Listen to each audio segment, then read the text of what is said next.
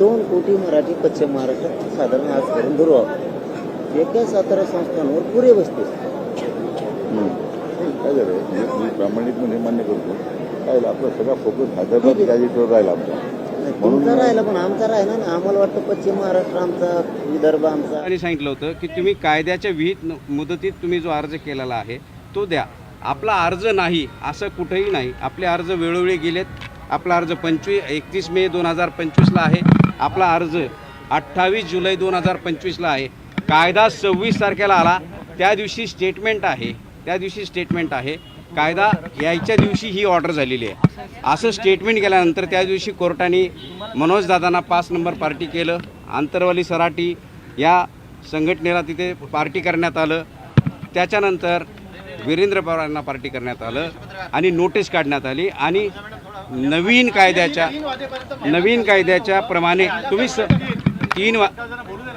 नवीन कायद्याच्या प्रमाणे तो अर्ज करायला सांगितला. त्या पद्धतीने आपण अर्ज केला. 27 तारखेला आपला निरंतर अर्जाचा आपण सेपरेट एक अर्ज दिला आणि तिथे विनंती केली की आमरण उपोषण आहे, हे एका ठिकाणाहून दुसऱ्या ठिकाणी जाऊ शकत नाही नियमानुसार.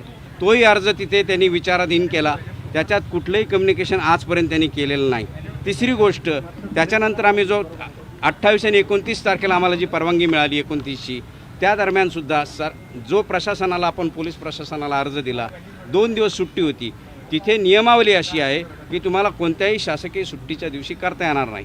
विषय असा आहे की जो आपण 31 मेला अर्ज केलेला आहे त्या दिवशी कोणताही कायदा तसा रूल नव्हता. आपल्या डोक्यात आंदोलन एका ठिकाणी, आमरण उपोषण एका ठिकाणी. उलट या गोष्टीचा विचार करता जर वेगवेगळ्या ठिकाणी या गोष्टी घडल्या तर कायदा सुव्यवस्थेचा प्रश्न मोठा जटिल निर्माण होऊ शकत होता. आपण आम्हाला विचारू नका तुम्ही. हे तुम्हाला 15 दिवस म्हणता, 1 महिन्याच्या आत महिना म्हणतो. शिंदे समिती याच कामाला लावा नसती, दुसरं कामच करायला नको लोक दिला. तिला म्हणत सांगितलं तू एवढंच काम कर. तर सातारा संस्थान गॅजेट वाचव पाठापाठ. मुली सातारा संस्थान तुम्ही अवताना जिल्हा करायला पंतप्रधान पंतप्रधान पुण्याचा मला अंदाज येणं काय आहे पुण्यामध्ये. सातारा संस्थानचं साहेब म्हटले मी पाहतो.